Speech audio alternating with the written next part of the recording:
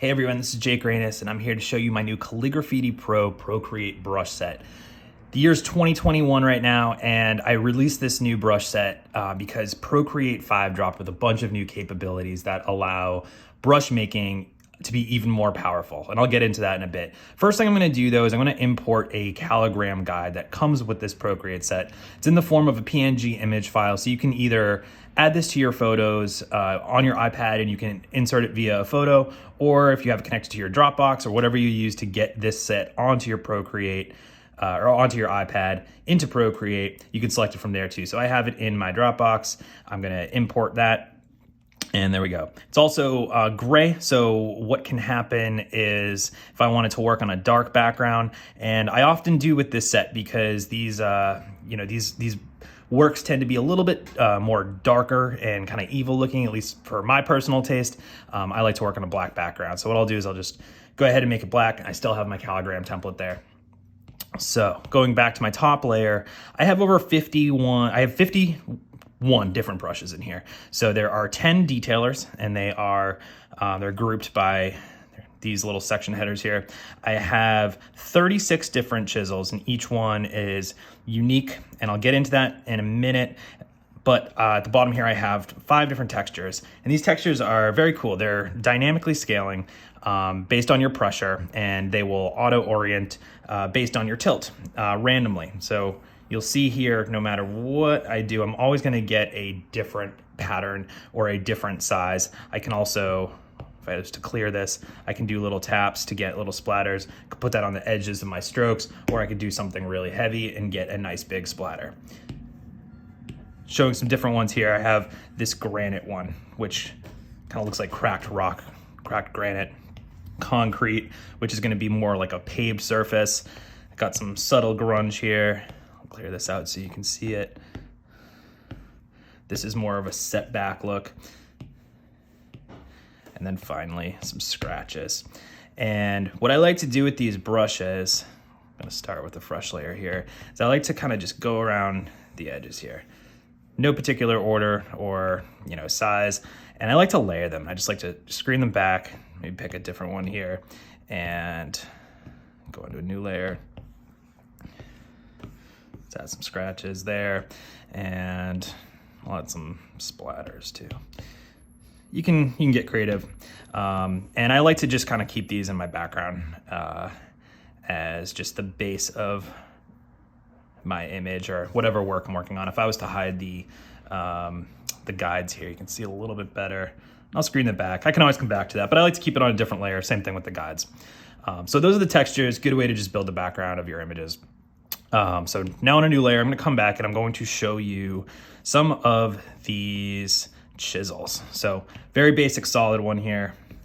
You can, nothing too groundbreaking there. You can use this for your SolidWorks, just general flat broad edge calligraphy, whether you're working in like a Gothic texture, some sort of black letter, rotunda, whatever it is you like to do. But the interesting thing about all of these chisel brushes is that they will orient to the tilt of your pen. So they're not fixed in a way that you need a different brush at a different angle if you're going to be working in a circle. So for example, here, I can draw this line down this calligram, and if I tilt my brush, I can get the same thickness of lines based on the angle at which I'm holding my pen. So you can see here, if I rotate, see I'm able to get a perfect taper. And all those brushes work the exact same way.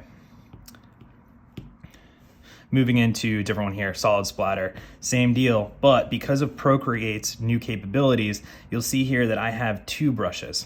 I have a splatter brush and I also have the solid brush, which I used in the previous example. So based on the pressure that I apply here, I can actually get these splatters that come with it. And this will also change based on the speed as well as your pressure.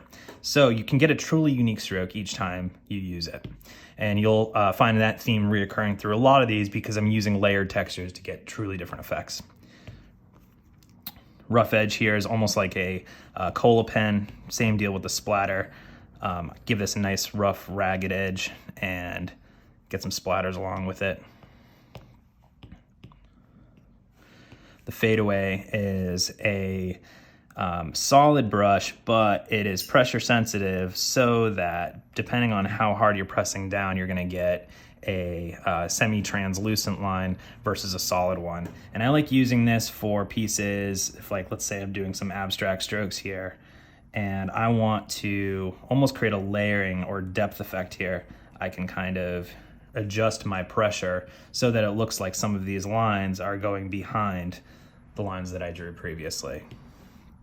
And I won't go through every single one of these, but there are some like really interesting ones here. So for example, like lunar eclipse looks like a really scratched, rough surface. I tried to name them something kind of ironic or something that was evocative of what they really represent. Ashes, for example, actually has this kind of like ashy smear within it. You can see this is, again, another result of some of the brush layering techniques that Procreate gives us now.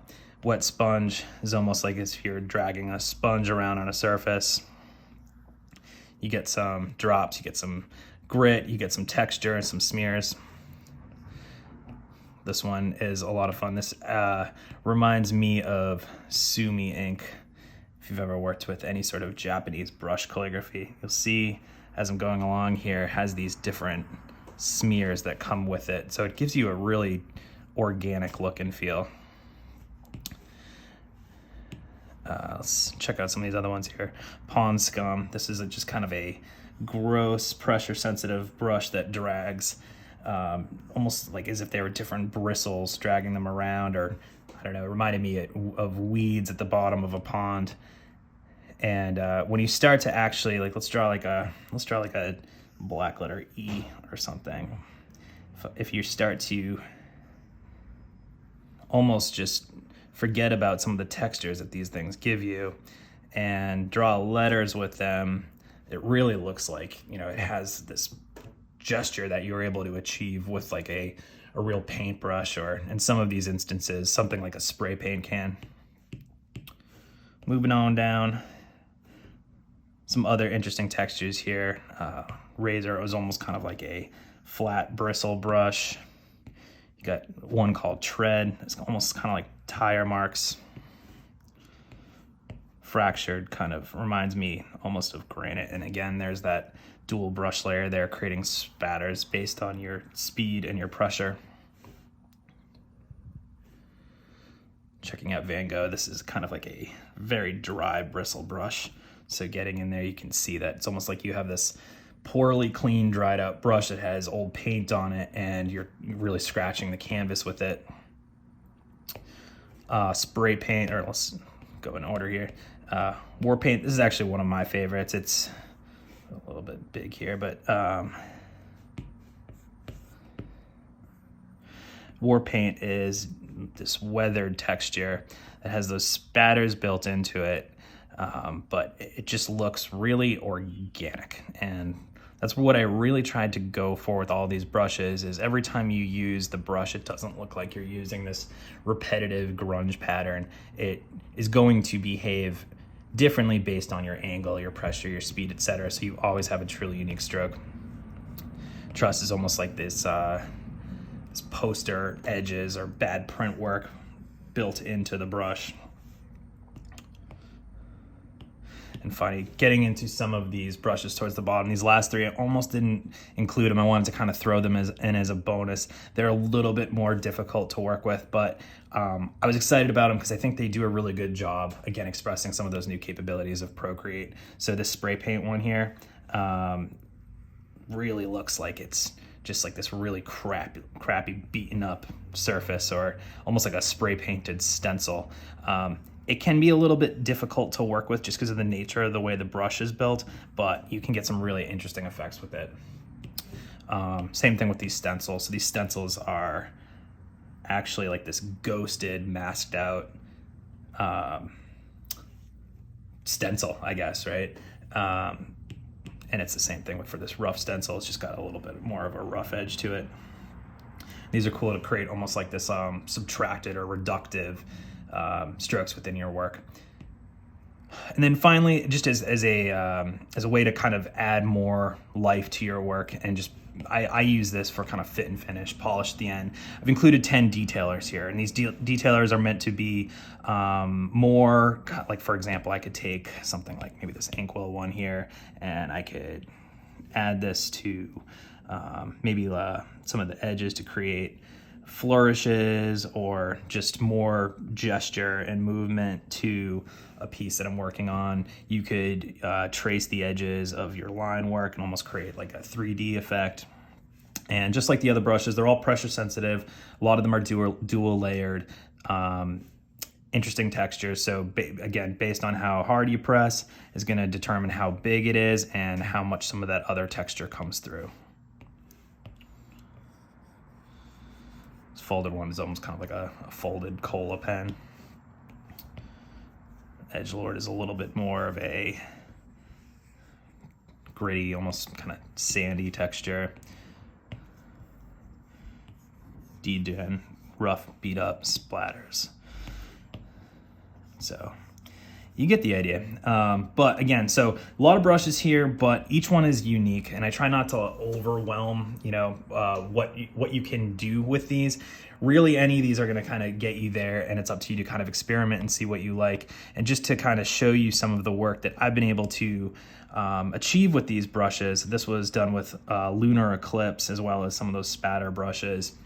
This is an abstract work that I just kind of worked on just a plain grid with. And if you don't know how to do that in Procreate, this is a good thing to know about. If you go to the menu, go to Canvas, you can turn on Drawing Guide. And if you edit that drawing guide, you can change the opacity and the color of the grid that you're working with, as well as the size. So I used a grid like this to make sure that I was kind of adhering to the straight lines. Another piece here, this one that says waterboard, playing with textures, playing with depth, a lot of fun. More abstract piece, this was using the neckbeard chisel, I believe, which is this one right here.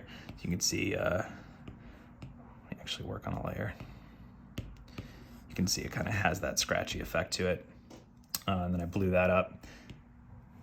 But again, like the pressure that you can apply with these make it so you can almost create depth within the work without having to go back and erase things after the fact, or work on these different layers that force you to mask. Although you certainly can do that, and I do that plenty. There's a more clean kind of like digital painting piece that I did. And what I did here is I created a circular calligram. I used the warping tool in Procreate to transform it and flip it down into a more skewed way, and added some textures, added some lighting. I think I took a picture of like clouds off of Google and just kind of screened them back here. So it was almost like this kind of like mistiness to it. Here's another one with the same effect. Calligram that is originally drawn circle, skewed, pushed back. I did a couple different layers, masked them back, but then kind of transformed them all at once. And then what I did is I duplicated that. I applied a Gaussian blur to it.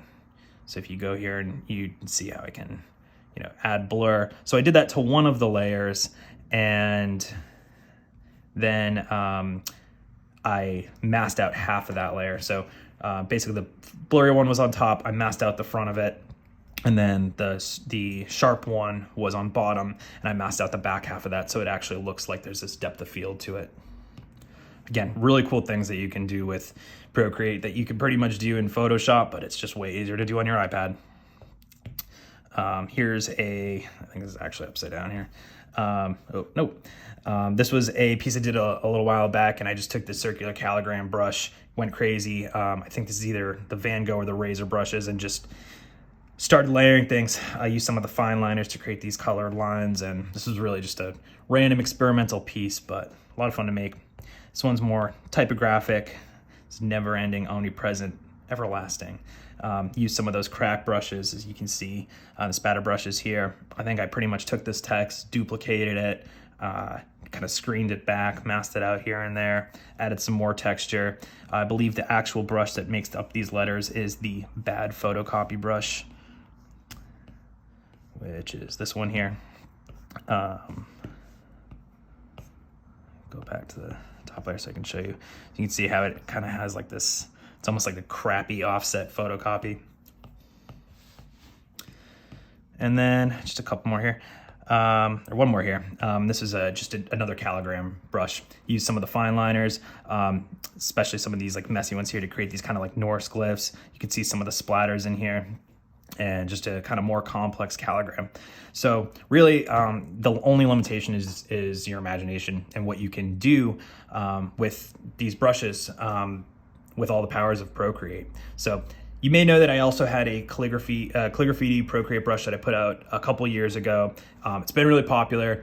I still recommend getting it if this is something that you're new to. The difference between these brushes and that one is that this brush set is a little bit more for advanced users who are comfortable with like the freely orienting nature of these brushes that I was describing, whereas that previous calligraphy brush set is a little bit more geared towards folks who are not used to that and need a little bit more guidance using different brushes for each angle so that they can work more consistently and comfortably. So it gives you those guardrails. It makes it a little bit easier, but if you have the know-how with Procreate and you're comfortable with the Apple Pencil to use those different orientations based on your pencil tilt, then there's a whole lot of really awesome expression and life that you can get out of these brushes. So hope you like what you see.